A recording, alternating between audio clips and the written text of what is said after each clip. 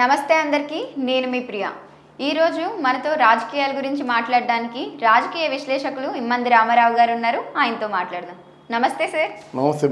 అంటే ప్రజల మాట ఏంటి అంటే ఏపీ అంతా జగన్ చేతిలో ఉంది కాబట్టి తెలంగాణ షర్మిల చేతిలో కనుక ఉన్నట్లయితే మొత్తం కుటుంబం రెండు రాష్ట్రాలని చేతిలో పెట్టుకున్నట్టు ఉంటుంది కదా అనేది జనాల మాట.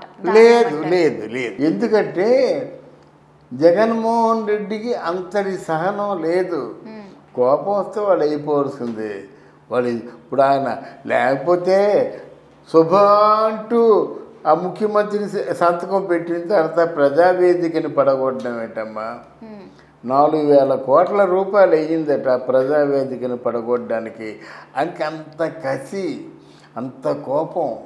అలాంటి వాడు దీన్ని శాసించలేడు.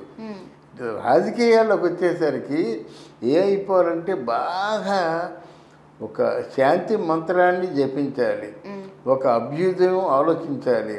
అక్కడ నీకు పుట్టిన బిడ్డలే నీ బిడ్డలు కాదు, రాష్ట్రం అంతా నీ బిడ్డలే అనుకోవాలి. లేకపోతే నువ్వు మంచి చేయలేవు కదా. అయ్యో బిడ్డలు పూర్తి నీళ్ళు లేకుండా చచ్చిపోతున్నారు, వాళ్ళకి నీళ్ళు అందించాలి, వైద్యం అందించాలి, చదువు అందించాలి, అలాగే పేదరికంతో చచ్చిపోతున్నారు, రేషన్ అందించాలి. ఇలాగ ఆలోచించే కదా అక్కడ తమిళనాడులో ఎంజీఆర్ కానీ జయలలిత కానీ అంత పేరు తెచ్చుకున్నారు. అక్కడంటే పెద్దలు ఏంటంటే వాళ్ళ బిడ్డల్లా చూసుకున్నారు కాబట్టి అంత పేరు ఉందన్నమాట.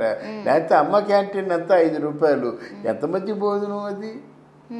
100 రూపాయలు పెట్టి బ్రాహ్మణ భోజనం చేస్తే ఎలాగుంటుందో అలాగుంటుంది. ఈయనేమో పార్టీలో ముఖ్యమంత్రి అవగానే మొత్తం అన్న క్యాంటీన్లు ఏమో తగలబెట్టేశాడు, లేకపోతే మూసేశాడు, లేకపోతే పీకేశాడు. అంతే కదా.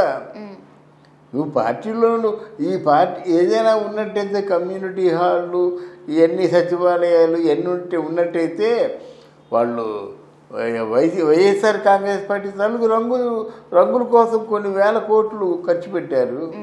ఇంకా పనిలో పని ఏం చేశారంటే ఎంత దుర్మార్గమైన పని చేశారంటే వెంకటేశ్వర స్వామి తాలూకు ఆలయానికి వైసీపీ రంగులు వేశాడు.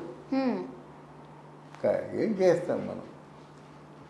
వెంకటేశ్వర స్వామి ఆలయానికి వైసీపీ రంగులు వేశాడు కనుక ఈయన శాశ్వత కాలం ఉండడు.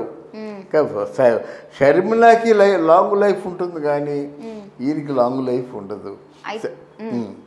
అయితే నేను మెట్టెనింటిని ఉద్ధరిస్తాను, ఇక్కడ కొన్ని లోటుపాట్లు ఉన్నాయి, వాటిని నేను చేకూరుస్తాను అంటూ షర్మిల ఇప్పుడు తెలంగాణలో కాంగ్రెస్ పార్టీలో జాయిన్ అవుతున్నారు. అయితే ఇప్పుడు తెలంగాణలోని కాంగ్రెస్ పార్టీలో షర్మిలకు మంచి పదవి ఇచ్చినట్లయితే ఈమెని ఫ్యూచర్లో ముఖ్యమంత్రిగా చూసే అవకాశాలు ఉన్నాయి? ముఖ్యమంత్రిగా చూసే అవకాశాలు ఉండవు.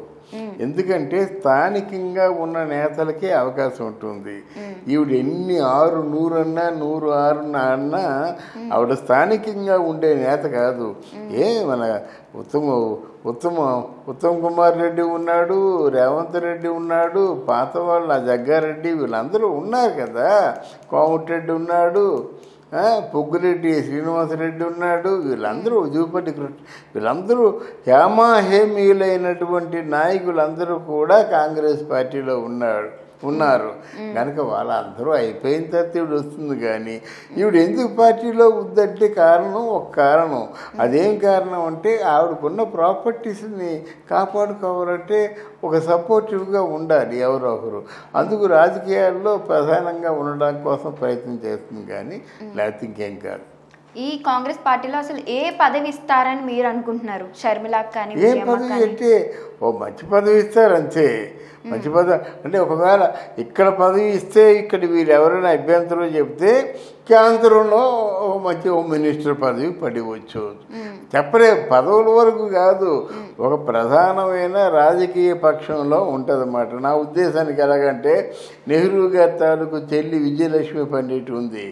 అప్పుడు వాళ్ళకి ఏం చేశారంటే నెహ్రూ గారు అనుకున్నట్టుగా ప్రధానమంత్రులు ఆ మంత్రులు ఈ మంత్రులు కాదు, ఒక మంచి శాఖ అంతే.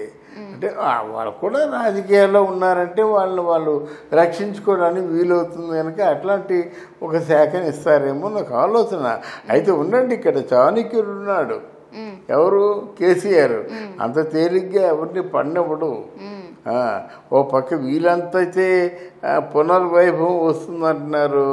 అక్కడ బీజేపీ పార్టీ కూడా ఉధృతంగా లేచిపోతున్నారు. వాళ్ళ దగ్గర బోర్డు డబ్బు ఉంది, ఎవరిని కొనేయాలంటే వాళ్ళని కొనేయగలరు. ఇకపోయినట్టయితే ఇక్కడ కేసీఆర్కి రెండోసారి కూడా గెలవాలనే పట్టుదలతో ఉన్నారు. మూడోసారి ఎలాగో ఓడిపోతాడు అనుకోండి, రెండోసారి గెలవాలని పట్టుదలతో ఉన్నాడు. ఇప్పుడు కేసీఆర్ మళ్ళీ సీఎం అవ్వాలి అని ఇట్లాంటివి ఏమి లేవు. ఆ కొడుకుని సీఎం చేయాలి అదొకటి ఉండిపోయింది అంతే. తర్వాత డబ్బులు అంటావా, డబ్బులు 4-5 తరాలు తిన్నా సరిపోయే డబ్బులు ఉన్నాయి కనుక కొడుకులు సీఎం చేస్తే ఇంకా కేసీఆర్కి ఆశలు ఏమి లేదు.